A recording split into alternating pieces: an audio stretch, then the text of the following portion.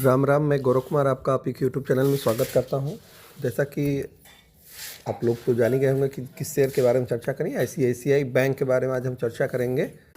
अभी कोटक बैंक में काफ़ी उठापटक चल रही है आरबीआई के आदेश के आधार पे, और जिसकी वजह से कोटक बैंक में लगभग 12 से 13% की गिरावट आ चुकी है ऊपरी लेवल से, मतलब जिस लेवल पे था वहाँ से। तो क्या अब अगला नंबर आईसीआईसीआई बैंक का है? क्या आईसीआईसीआई बैंक में लगेगा अब लोअर सर्किट? चूँकि आईसीआईसीआई बैंक ने अपने रिजल्ट को भी पोस्ट कर दिया है, मतलब रिजल्ट घोषित कर दिया है।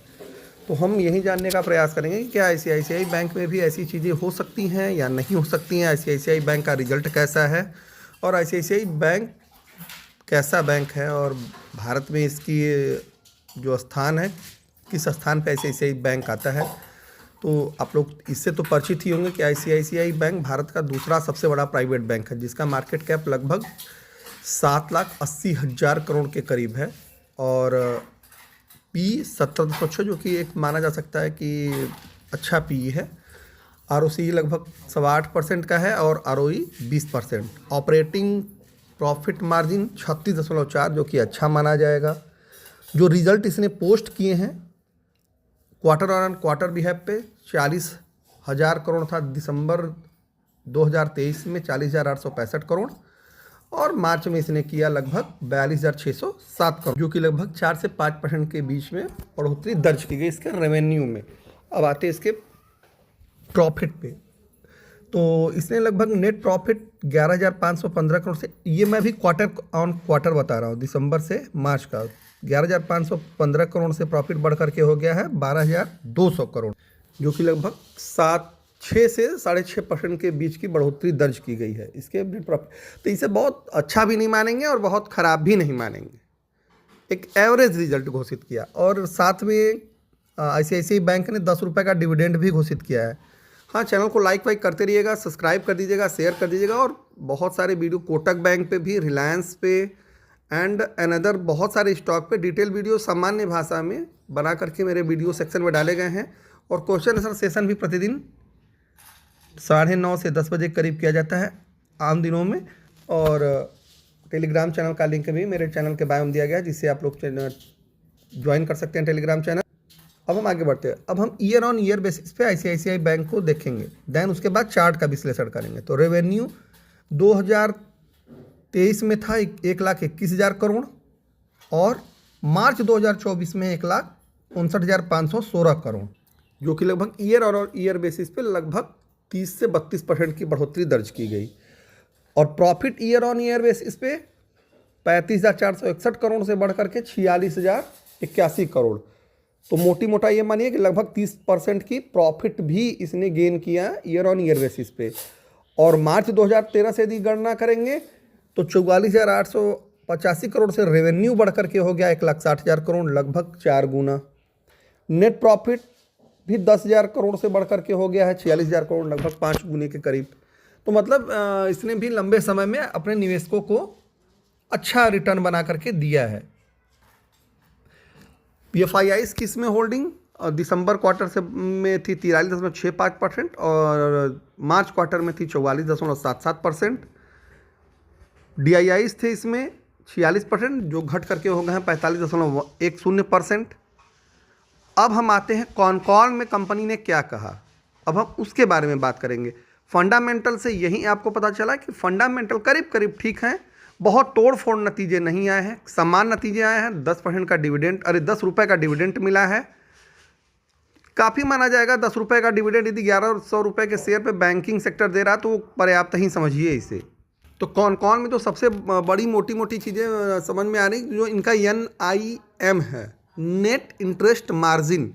अब नेट इंटरेस्ट मार्जिन थोड़ा शॉर्ट टर्म में जान लेते हैं। जैसे बैंक अपने कस्टमरों को ब्याज देती है सेविंग अकाउंट पे या FD अकाउंट पे, और बैंक जो लोन देती है उस पे जो उनको ब्याज मिलता है, उन दोनों के बीच का जो डिफरेंस आता है उसे ही NIM कहते हैं, नेट इंटरेस्ट मार्जिन। सामान्य भाषा में बहुत ज़्यादा कैलकुलेशन आप लोग करते रहिएगा, यही होता ही है।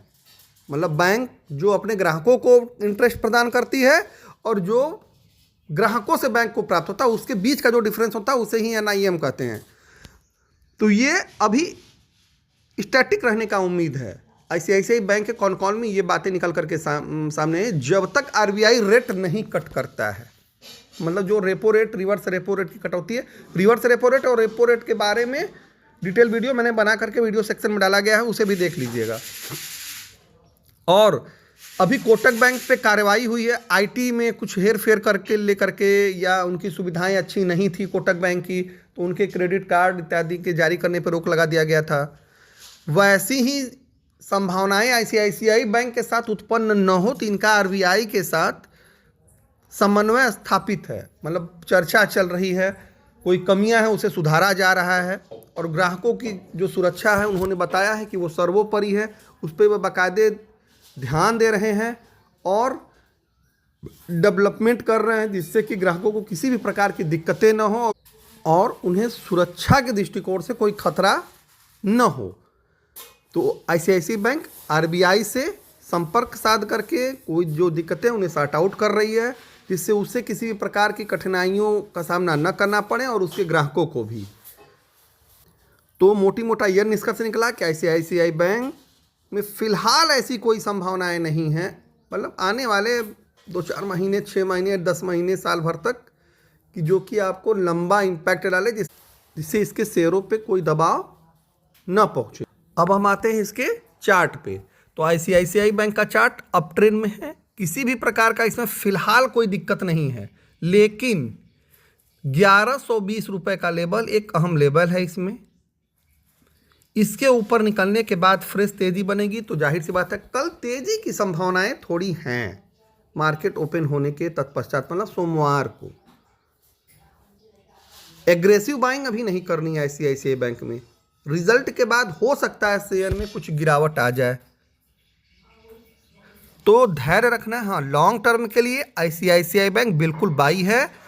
फिलहाल अन्य बैंकों की अपेक्षा ये चार्ट के आधार पे बेटर परफॉर्मेंस दे रहा है, ज़्यादा इसमें गिरावट दर्ज होने की संभावनाएं क्षीण हैं। तो जिन्हें SIP करनी हो वो बिल्कुल करना प्रारंभ कर सकते हैं, और 950 रुपये के लेवल का ध्यान रखें। एक बार ICICI बैंक यदि 950 रुपये के लेवल तक आता है तो आप इसमें ज़रूर एंट्री करें, और 950 रुपये तक के लेवल के आने की संभावनाएं ICICI बैंक में प्रबल हैं। अब कब तक आएगा? आ जाएगा, कल आएगा, 2-4 दिन, 5 दिन के बाद आएगा, लेकिन आएगा। तो 950 रुपये का लेवल ICICI बैंक में एक अहम लेवल है। यहाँ पे आने के बाद आप इसमें थोड़ी क्वांटिटी अपनी बढ़ा सकते हैं अपने फाइनेंशियल एडवाइज़र की सहायता से सलाह लेकर के। ये मेरा निजी विचार है, और चार्ट में बिल्कुल मजबूती है, बहुत ज़्यादा इसमें गिरावट होने की कोई संभावना नहीं है। हाँ, हल्के फुल्के करेक्शन इंटैक्ट हैं। रिजल्ट अच्छा आना या खराब आना यह नहीं प्रदर्शित करता है कि क्या मतलब शेयर में गिरावट नहीं होगी। अच्छा आने पर भी शेयर गिर सकता है और ख़राब आने पर भी शेयर बढ़ सकता है। ICICI बैंक के शेयर में आप बने रह सकते हैं आराम से लंबे समय के लिए, और जिन्हें ट्रेडिंग करना है वो थोड़ा इंतज़ार करके ट्रेडिंग स्टॉप लॉस का यूज करते हुए बाई करेंगे।